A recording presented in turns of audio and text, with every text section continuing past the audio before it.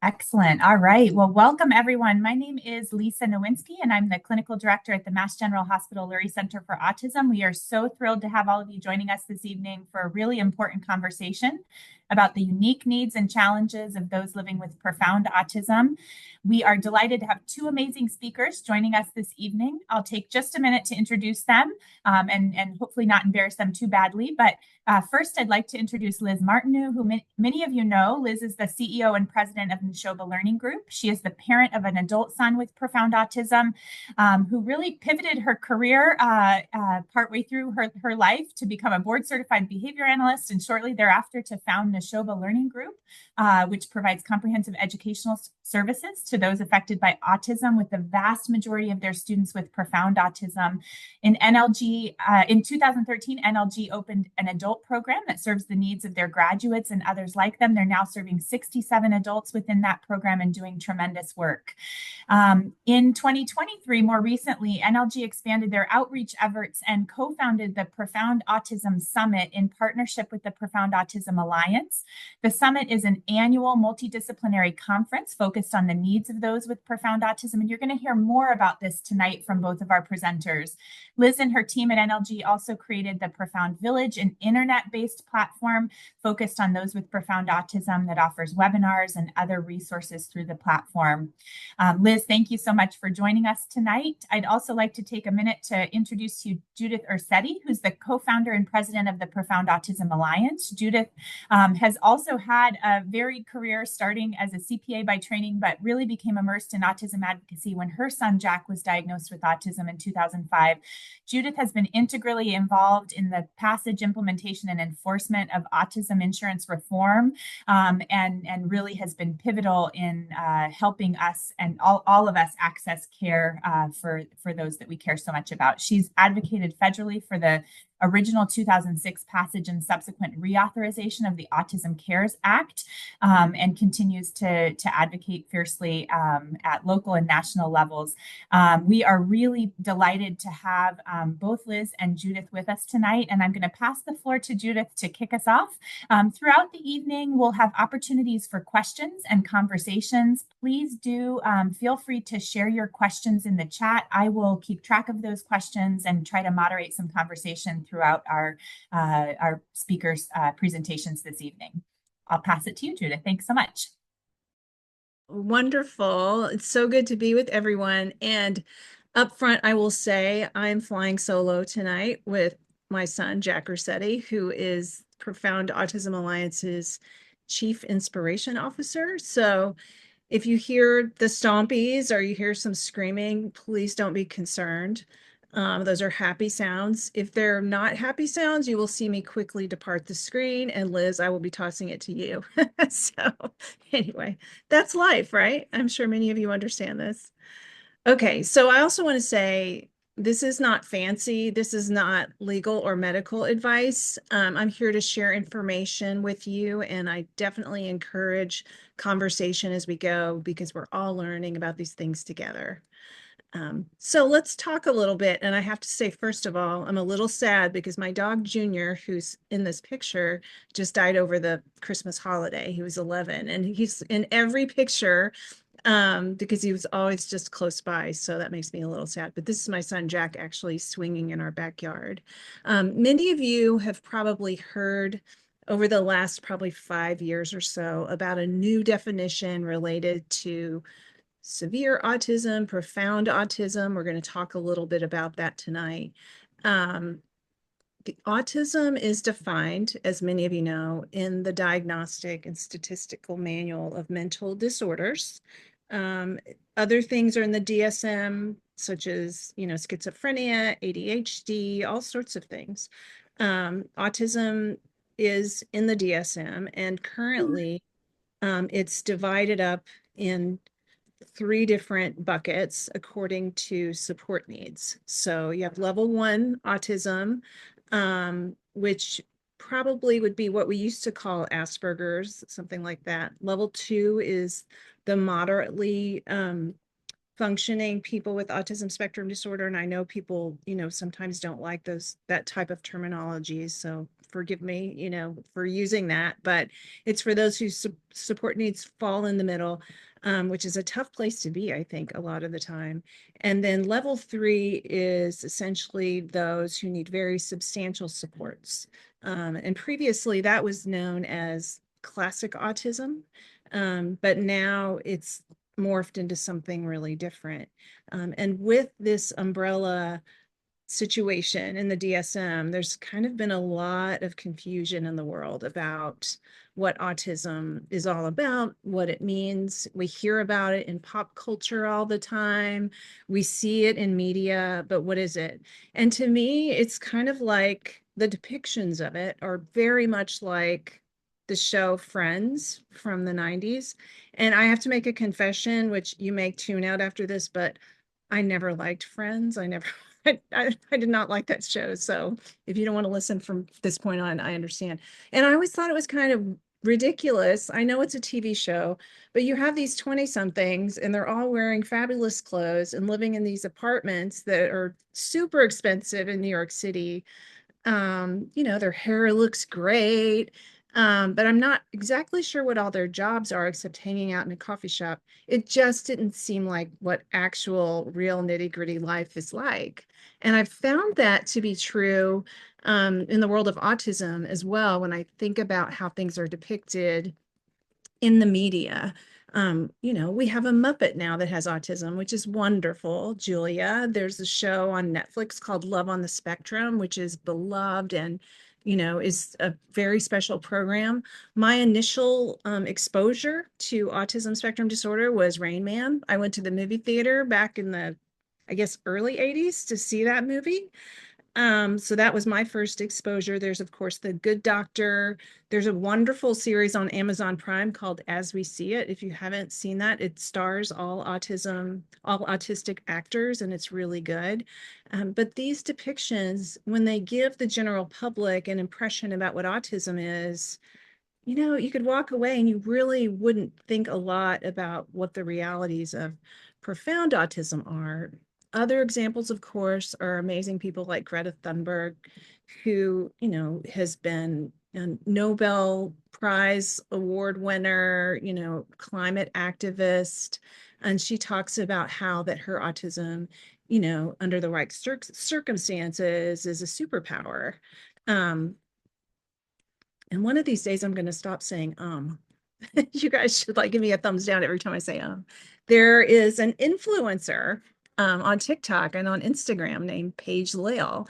And she says when she was diagnosed at 15, she's overly social and she gives way too much eye contact, and she's really good at social situations. And she does a lot of social media videos, and she has millions of followers that say, oh, yeah, I'm like that too.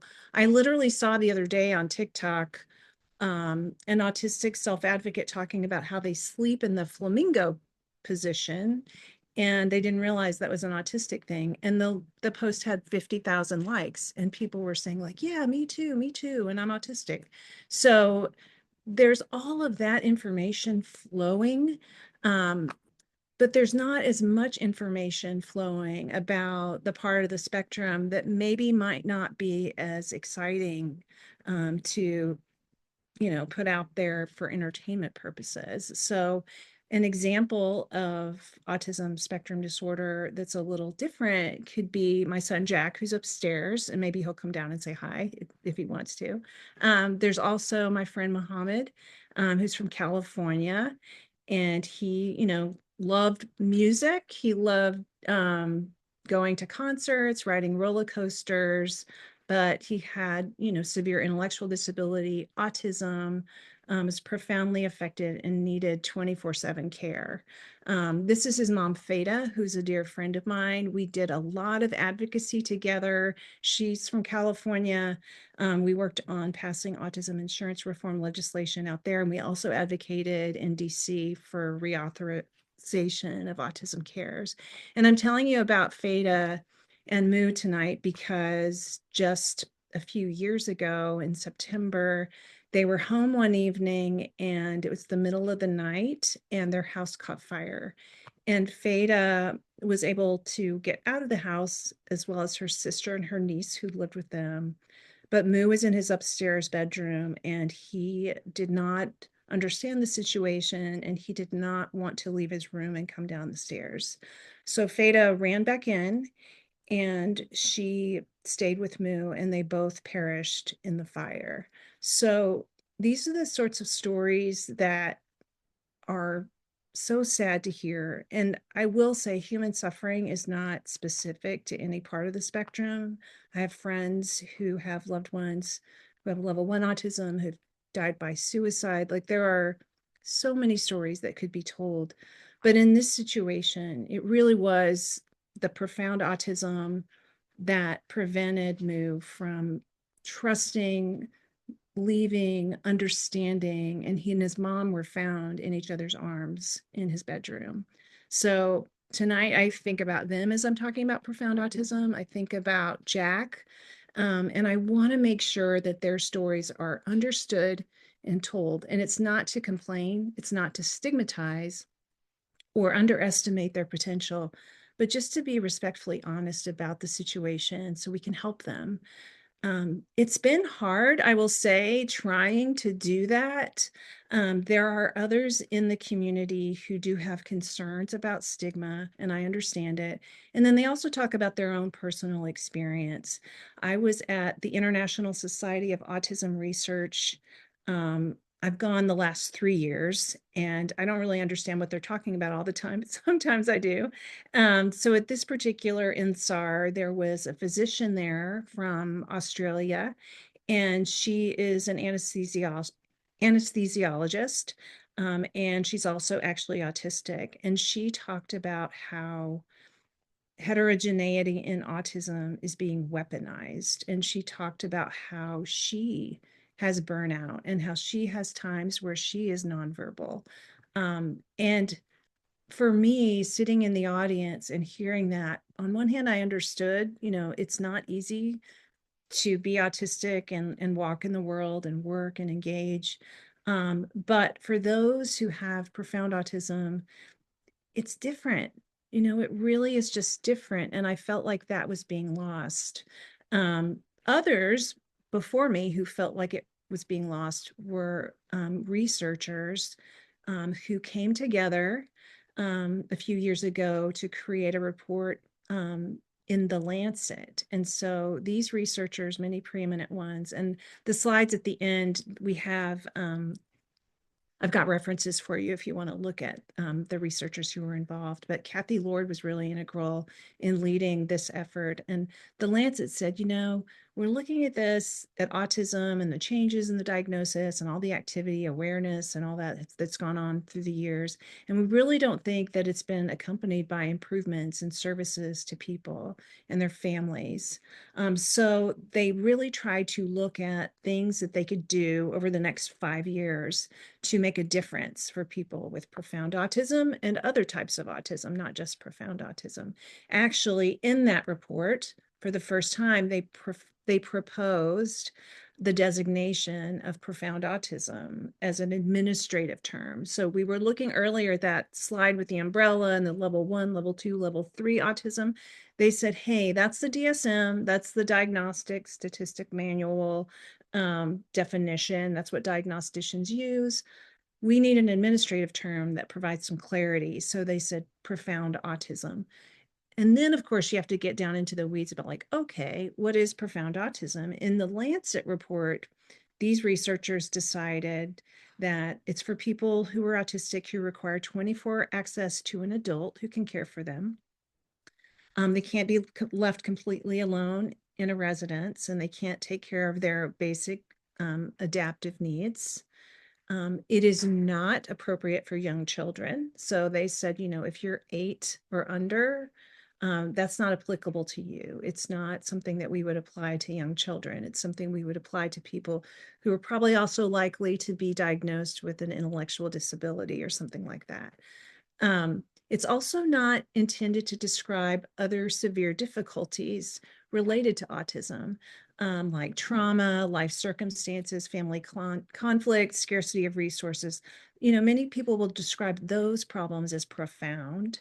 But they are not intended to fall into this sort of profound category. This profound category is about a profile where someone needs lifetime 24/7 care. Not to minimize the other challenges, but just to provide clarity. That's not what we're talking about. So when someone asks you, what is profound autism? And you try to think about what it is, I would convey my simple definition is people with profound autism, they're autistic and they require lifetime 24/7 care. They cannot be left alone because of safety concerns, lack of understanding about environment, things like that. And that's not because we think less of them. Because they mostly are nonverbal or minimally verbal. They can't really communicate what they know or how they feel a lot of the time.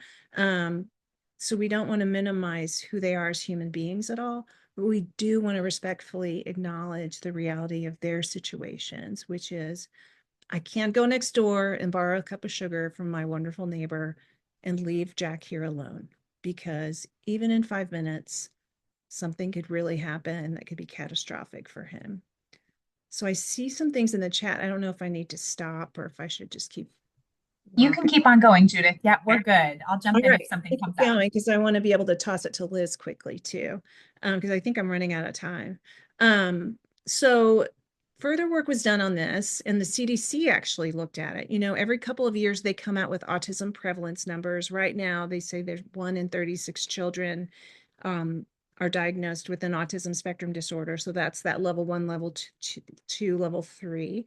But they looked at that data and they found that 26.7% of people with autism fall into the profound category. And this pie chart is, I'm looking at this, like, don't look at those numbers because they're wrong. I'll have to correct those before I circulate this. 26.7% fall into the profound category.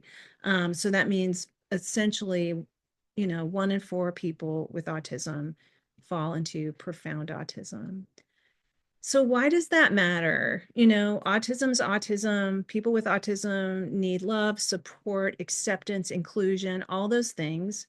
Well, part of the problem is that over time, as the autism spectrum has broadened, the research around it has kind of moved in the direction of including people who are able to come participate in research, who can fill out a survey, who can answer questions verbally or very, prolifically in writing. So that does not include people who, might struggle and need help with all their needs. So research has really moved away from this population.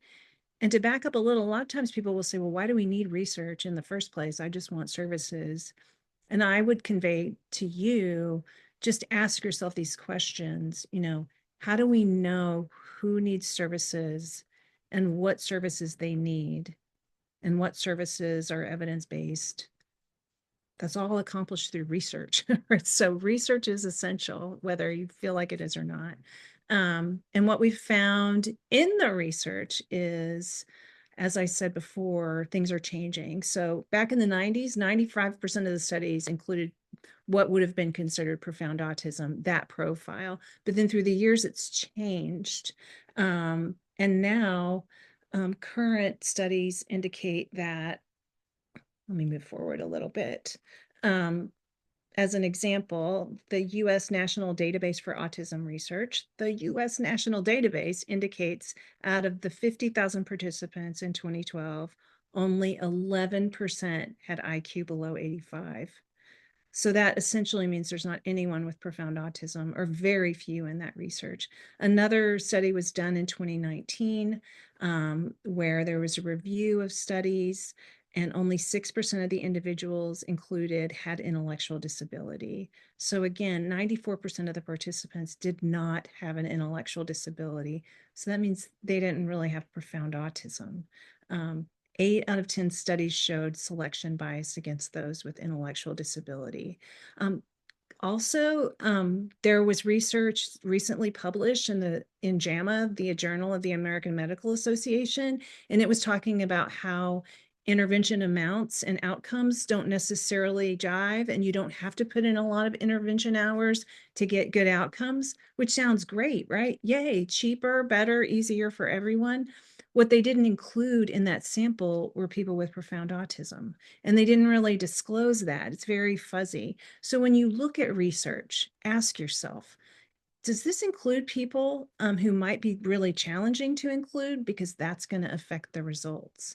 I'm going to keep going because I know that Liz has some good information that she wants to share. But I will say, Tom Frazier, who is on our medical and scientific advisory board at the Profound Autism Alliance, and some other researchers responded to the JAMA study, and they published a letter to the editor, and they said, although the authors conducted comprehensive and thoughtful analysis, the primary study conclusions heavily influenced by a serious selective sampling problem, which was not properly evaluated. And that seems to be the case now in so many things. So at Profound Autism Alliance, we really want to work to change that. We want to take stones, and we don't want to throw them at other people. I want people with other types of autism to be included in research. That's not the point, but I want us to be included too. So rather than throwing stones, we want to build with them. We want to build opportunities. We want to build the path forward for people with profound autism and their unique challenges. And we're trying to do that with compassion, clarity, to create progress for those of you who are living with profound autism. So quickly, we were founded in 2022, starting as a private foundation. And the reason we started was to fund some research. And then we quickly decided, oh my gosh, we want to do advocacy. We want to support families. And many of you attended our first Profound Autism Summit that we co-hosted with Nashoba last year, which was incredible. And Liz will talk more about that. So we've really hit the ground running. And just very quickly, from an advocacy perspective, as an example, we talk about the Autism Cares Act, which funds all the research that occurs federally and that goes through the National Institutes of Health. So back in 2006, I was involved in the passage of that. And, we were fighting with my local congressman to try to keep him from blocking the bill. I was actually at this protest way back then, and we got the bill passed. And fast forward now, we've been on the ground over the last year and a half in DC. I generally go there every Wednesday. I can fly out of Logan like at 7 a.m. and fly back. There's a flight out of DC at 10 o'clock at night. Spend the day there meeting with legislators, talking to them about profound autism. And I will say in DC, there's a heavy presence of autistic self-advocates who are engaged. They're working as staff members in the congressional offices. They're working in the agencies, but there's very little representation for people with profound autism. So we've really been welcomed with open arms, just really trying to share our stories and let them know we're being excluded from the research that the government's funding. And we need to change that. People are suffering. And also fiscally, it's not appropriate to not plan for the tsunami of adults that are here now who need supports and services. So the good news is that Autism Cares, we were able to get language in Autism Cares, an amendment this time around that says that the research has to reflect the entire population of individuals with ASD, including those with co-occurring conditions and the full range of needs for supports and services, including such supports and services to ensure the safety and promote the well-being of such individuals. So that was a huge step forward. I couldn't believe we actually got language in a federal bill our first year on the ground in DC, but we did. So it just goes to show positive, effective advocacy can be accomplished in a very short period of time. We also have a Profound Autism Advocacy Network that meets regularly.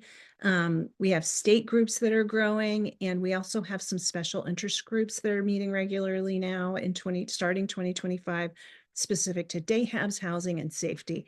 And I will put links in the chat when I'm done if you want to figure out how to participate in these things. I've already mentioned how we've been involved at INSAR. We have a research database. If you want to be contacted by researchers who are doing research on profound autism and they're in your area, you can just go on our website. Again, I'll put the link there for you. And when researchers submit research to us that we think is credible, we'll put you in touch with each other so you can participate.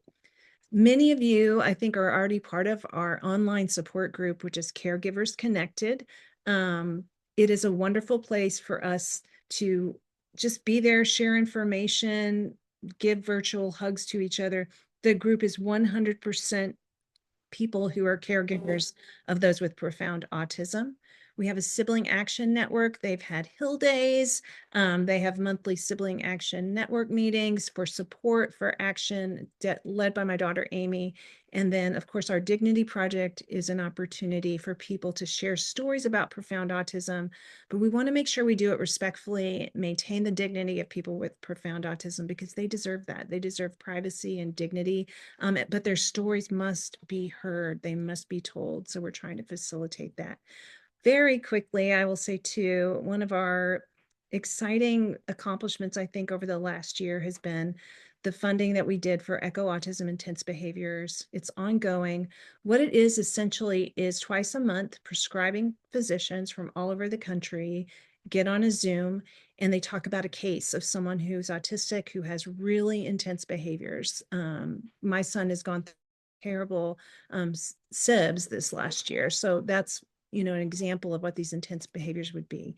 They redact information, the physician presents the case, and then all these other prescribing physicians who are either psychiatrists, neurologists, those type of prescribing physicians weigh in and share information. And so far we've had 200 psychiatrists participate. We haven't even been doing this a year, from over 30 states, and they meet twice a month. And I will put information in the chat. If you have a case that you want them to discuss, you can email and we'll, consider it for one of our upcoming meetings. And it's so awesome because you actually can get help to people from a medical perspective. And they're maybe out in the boonies where there's nothing, there's no one. And then also these physicians are learning from each other. So it's a really exciting thing. We're also working on a really clear research definition for profound autism. The Lancet definition's good, but it's a little confusing. When you see researchers trying to do research on profound autism, it's still pretty inconsistent. This will cause true clarity, and it's also an important step forward in changing the DSM potentially, which is a big task that needs to take place, but it's going to take some time. So it's an important thing to do. Forgive me for rushing. Again, I'll put all this stuff in the chat for you guys too, and we can, I'm sure, share it through Lurie. But I appreciate the opportunity to talk about changes in terminology, changes in perception, changes in advocacy and support for people with profound autism, and for all of us out here who either serve them as providers or love them as family members or friends. Things are changing, and I'm so excited to see it happening.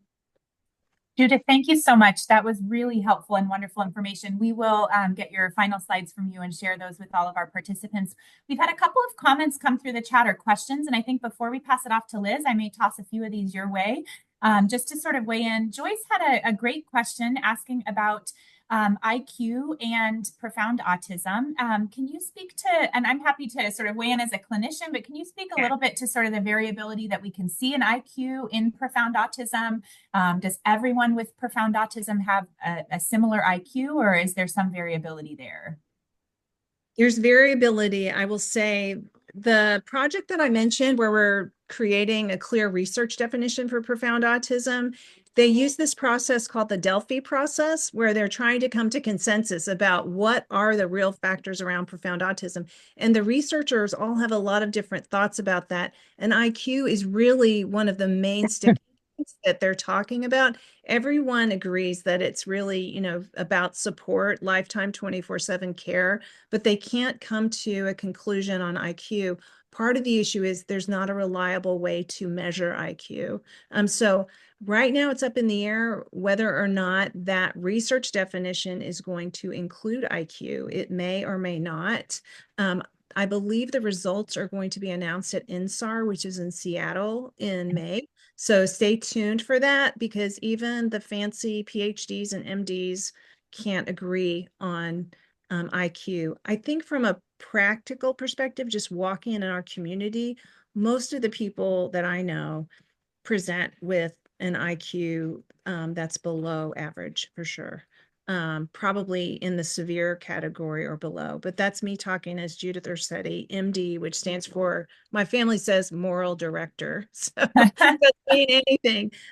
But just know that there is more research going on this. And just for that very reason, we've got to figure out. And I'm sure family members and providers have a lot of thoughts about that too. Absolutely. And I'll just add to that, Joyce, you're right. Many people with autism may need 24/7 care for a variety of reasons. One of those may be their status as someone with profound autism, but there may be other factors sort of at play too. So it's complicated, but thank you for weighing in, Judith. The other question Dawn threw in the chat was around really the origins of the term profound autism. You shared with us the Lancet article, which really helped to sort of establish some of the our understanding of profound autism. Does that term have history beyond the Lancet article, or where does that term really come from? That it really was coined for this part of the population as part of that Lancet group. That's where it was initially introduced. And I think it's funny because they were really trying to come up with a term that was different than severe autism, which a lot of people were using. I really don't find it that different. Like, but that was part of, they were like, okay, we need to come up with terminology that's not stigmatizing, that people can really understand. So that's where that began. Great. The Lancet. Thank you, Judith. For those joining us, please continue to add your questions to the chat. We'll pass it off to Liz, who has her slides up and shared perfectly here, but continue to throw your questions in the chat for Judith and Liz.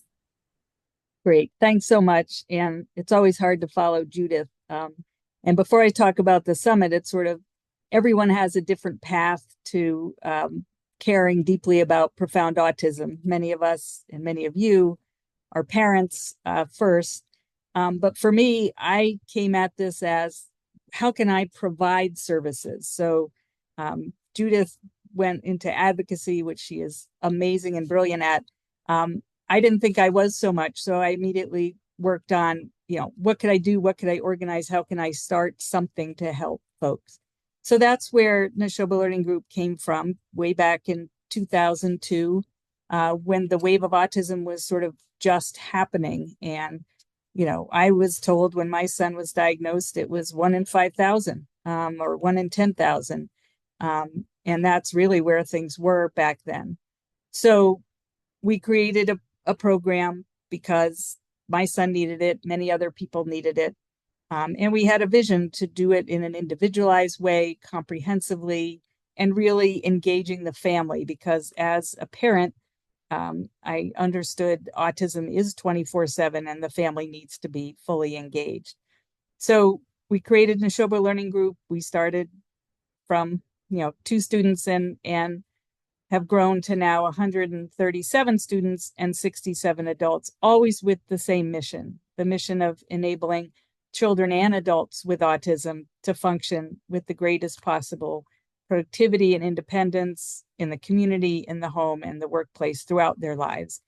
And we always embraced, way back then when our kids were young, that we would need to help them also as adults. And as that came to fruition, that also sort of forced me to become an advocate and join in on advocacy, which I'll talk about in a second.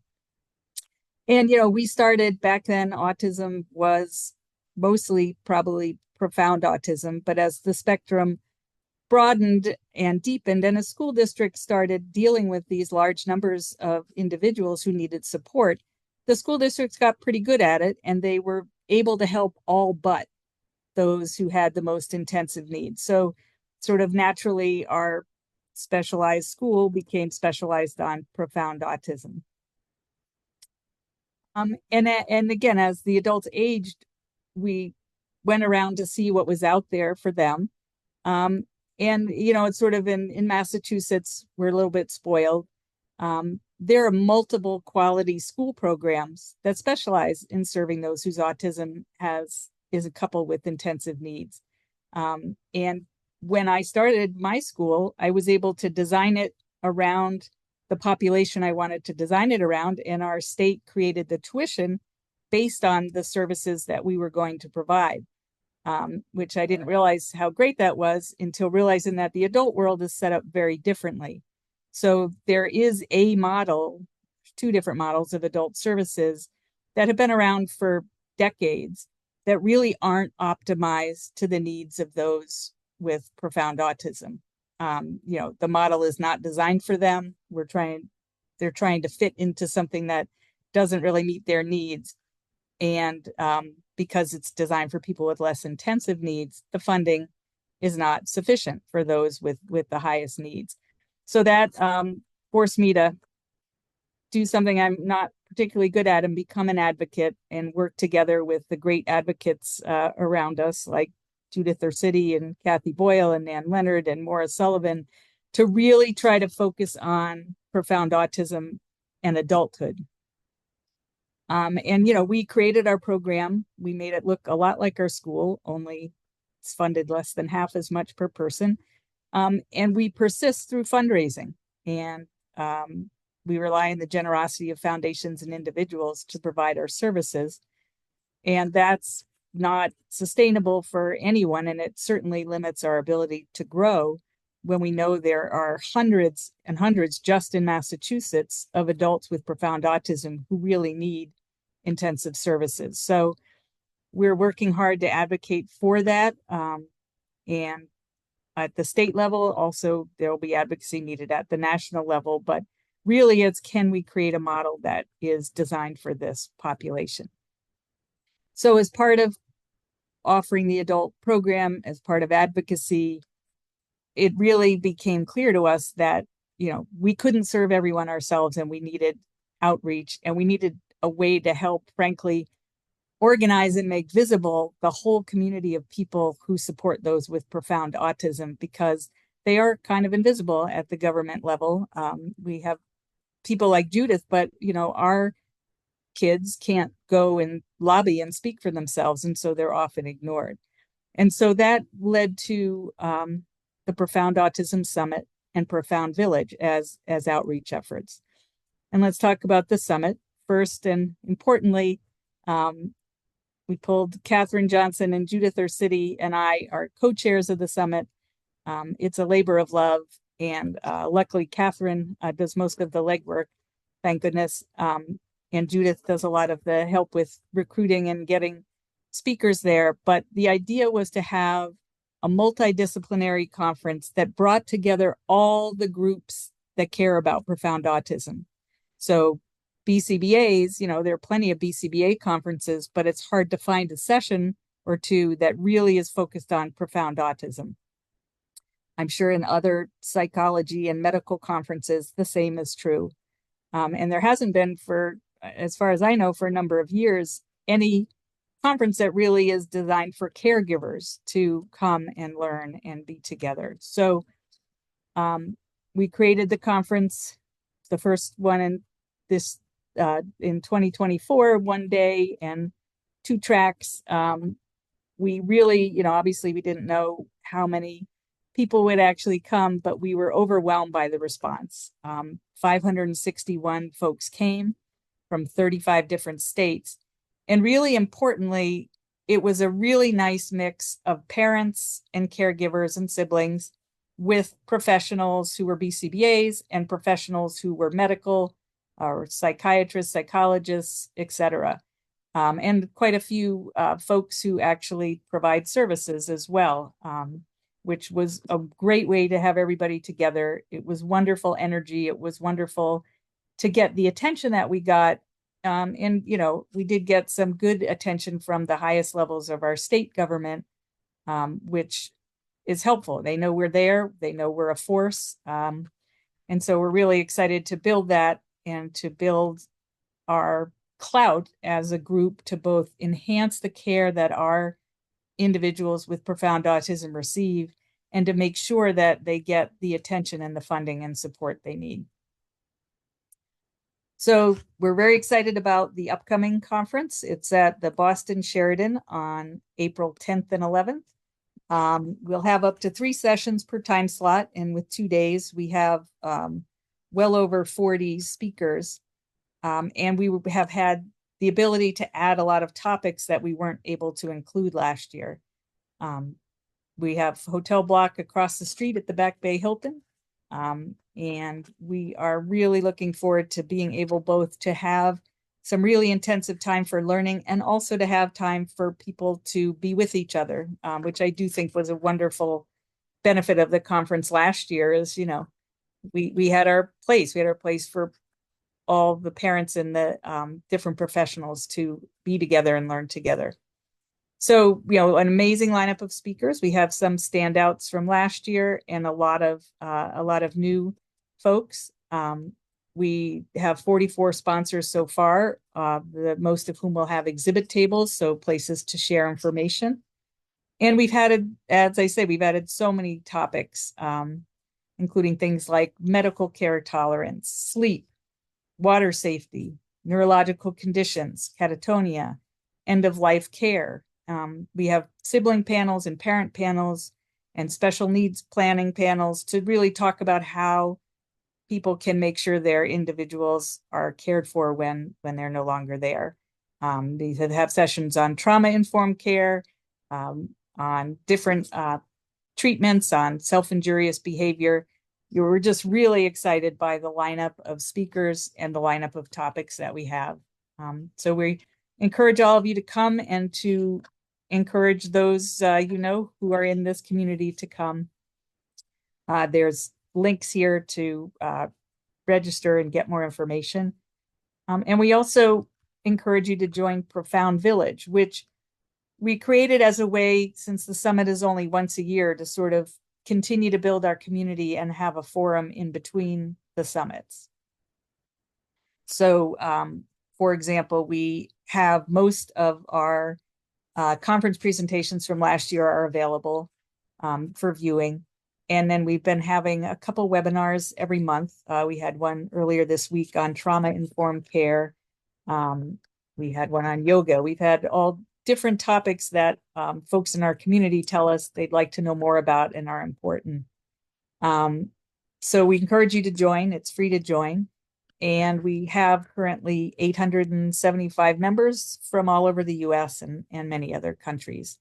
And these are ways, again, for us to bring our voices together, to make our voices heard, to encourage researchers to produce research to share at our conference, and to encourage we parents and caregivers to sort of join together and speak up so that the individuals we love can have their needs met.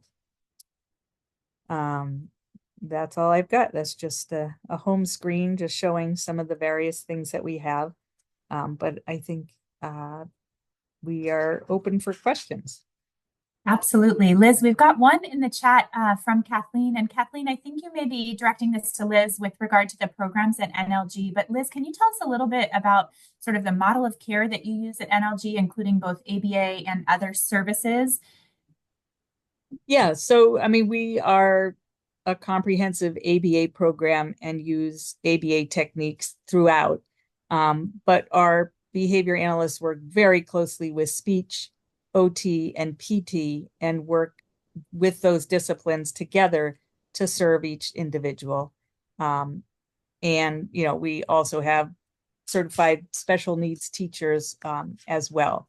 But we are, you know, working very hard to be sort of at the state of the art of ABA, which I think is compassionate, is individually focused, individual choice. And we've, again, started that way and have tried to keep evolving with our field. Thank you, Liz. Amazing. We have some time left for questions. We have a great group on tonight. If you would like to drop a question in the chat, please feel free to do that. I'm happy to moderate. If you'd like to unmute or raise your hand, we'd also welcome some discussion. We're so glad to have both Judith and Liz with us this evening, so please take advantage of their expertise. Joyce has a question in the chat, so I'll throw it out to both of you. Can you describe profound autism based on your experience with your children in different stages of life? What does this look like sort of across the journey as two people who've lived, you know, for a few decades with this journey? I'm happy to go first. You know, you've met one kid with autism, you've met one kid with autism, right? So my experience will be different from all of yours, but I think, early on, my son was passive, didn't start talking, was very huggy and lovey, but not otherwise socially interested. He classically lined up his toys and stared at the back of little golden books. And he started intensive ABA pretty early on, and he spoke his first words when he was about 4. But, even now that he was able to develop some spoken language, but it's still very hard to understand. Even now at 32, it's limited, it's concrete, but he is able to, as he's grown, he's learned both a fair number of concrete skills and also a lot of self-care and self-help skills. So it's interesting. I had surgery last week on my hamstring, and so I've been far less mobile than I usually am. And my son has handled it beautifully, except that he's very upset that I can't wear 2 shoes. Very upset. A weekend, and he's still very upset about that. But, I've had to have him go do things and start things without me. And he, while sometimes very confused, has really, really risen to it. He goes and gets his medicine and brings it to me. He didn't used to do that before. He's able to pick up my crutch when I drop it, even though he looks at me like, what is your problem? So as he's worked through his life, certainly when he became a teenager, he became aggressive. And there definitely has been a lot of work with him on helping him just manage his own anxiety and frustration. And that's ongoing, although it's certainly, much, much better than it was at its height. So that was not really in every stage of life, but just sort of how it started and where it is. He's able to do a fair amount of care for himself, but he just could never, he needs someone there to make sure he does it, to instruct him, to help him if something goes wrong, because he really doesn't have the ability to cope with things not being the way that they're supposed to. Thank you, Liz. Judith, anything you want to add? I just put a link to a video that shows a day in the life of our family. And so if any of you want to just watch that later, it's about 5 minutes long, and I love it. I think it really does a great job of talking about the darkness and light that can be profound autism. Jack was diagnosed at 2, and he, has not ever really had a lot of language. He has, I don't know, maybe like 100 words, but he only uses, like maybe 20 words, which we're grateful for. He doesn't read, he doesn't write, he requires assistance, showering and washing his hands, cutting his food, things like that.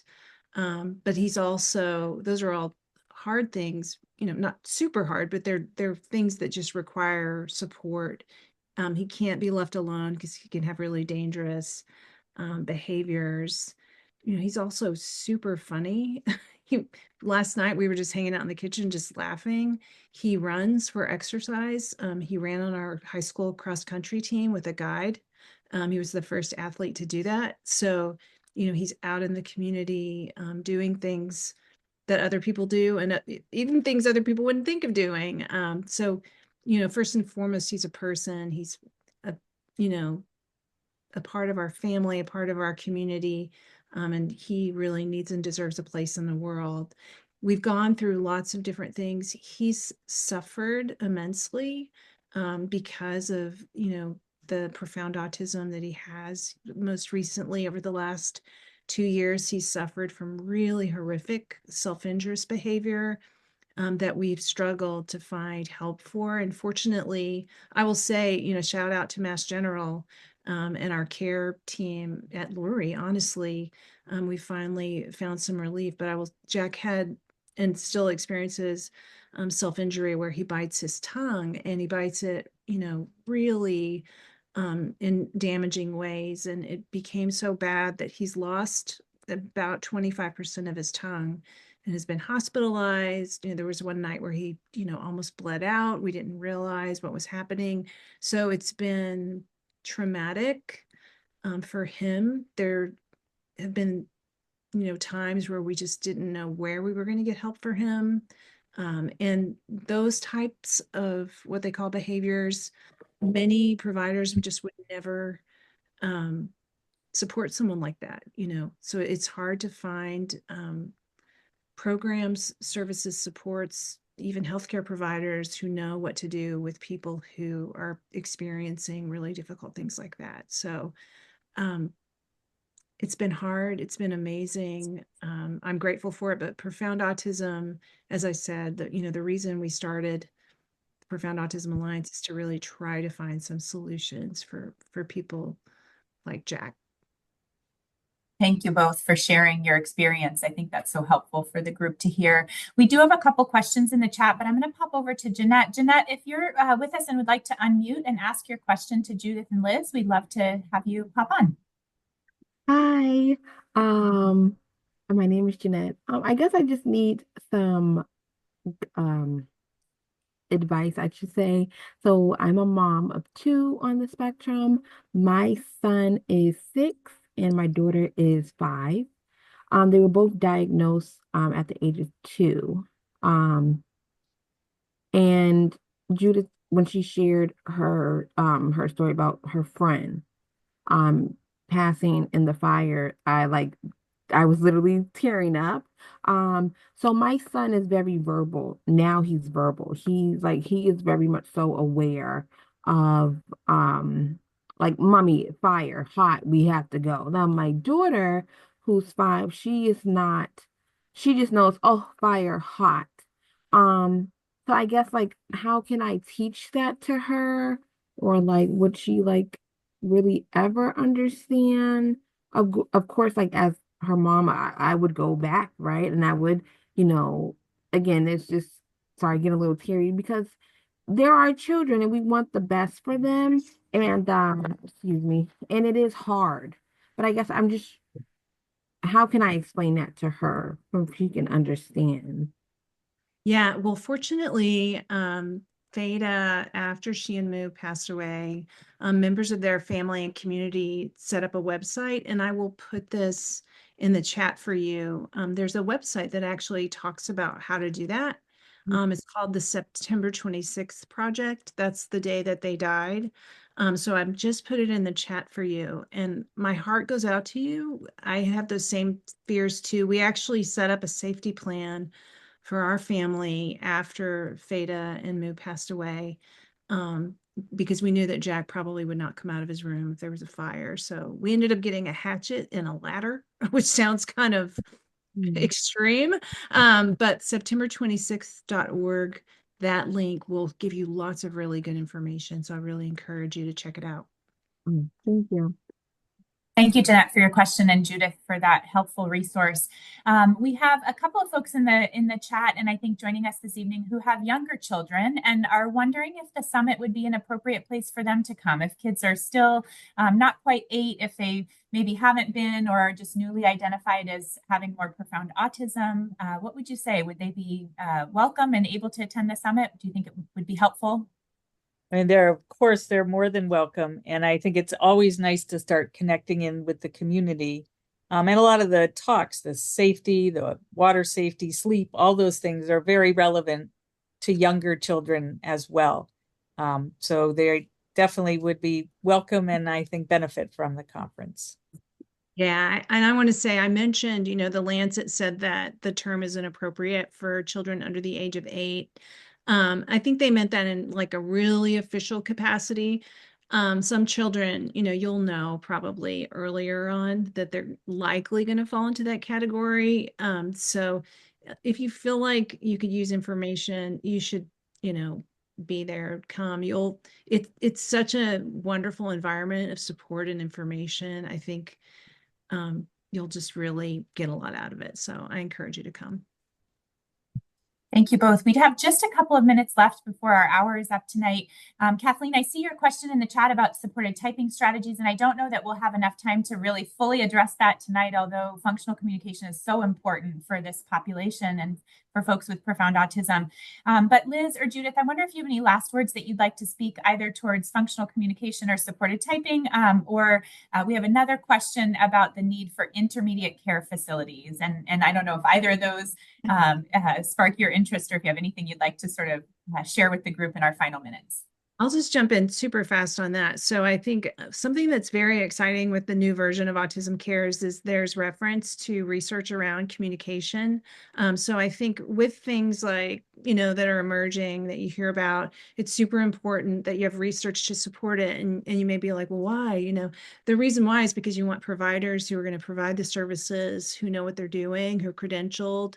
So you also want to be able to get these sorts of approaches utilized in schools and, in different settings. And so with any kind of intervention like that, research needs to support it. So fortunately, there's opportunity in the new version of Autism Cares to do some focused work on communication research. So I think that's a great opportunity. I will say my son, Jack, at the age of 8, went through, a lot with aggression, and we sat down actually with our team at Nashoba and talked about what to do. And so we worked really hard there, on his IEP. We added exercise to his IEP for the first time. That's how he got into running. But I'll also say we really did a big shift on his augmentative and alternative communication. And I worked with a wonderful speech and language pathologist who focused on autism. And rather than sit down with Jack and say, oh, here, use touch chat, or here, use ProLoQ to go, she actually spent a couple of months just getting to know what he responded to. And so we ended up using a program called LAMP that he really just has an aptitude with, and it's helped him immensely. So I think working with a speech and language pathologist with knowledge around autism, who isn't thinking in a cookie cutter sort of way, is super important. So that's just a personal comment on that. As for ICFs, yes, I think, first of all, I mentioned in my presentation that we have some special interest groups at Profound Autism Alliance. One's on day habs, one is on safety, and one is on housing. And housing would also include something like ICFs, where people might need to live at certain parts of time. I did not get the links in the chat on time, but I will make sure that I get those to Lisa and that you all have them. Or if you want to, you can just send me an email. I'll put my email in the chat so that you can be part of the housing SIG if you'd like, and you can talk in that SIG about housing that it also includes residential placements that are ICF. Thank you so much, Judith, Liz. We so appreciate your time this evening, sharing with us about your work and answering so many questions this evening. Of course, we've got more questions than we could possibly answer in the hour. We thank you all for joining us, and we do hope that you'll join us at our future coffee combos. We will be sure to share the slides as we get those final versions from Judith and Liz here shortly, and the recording of tonight's presentation will be up within about 2 weeks.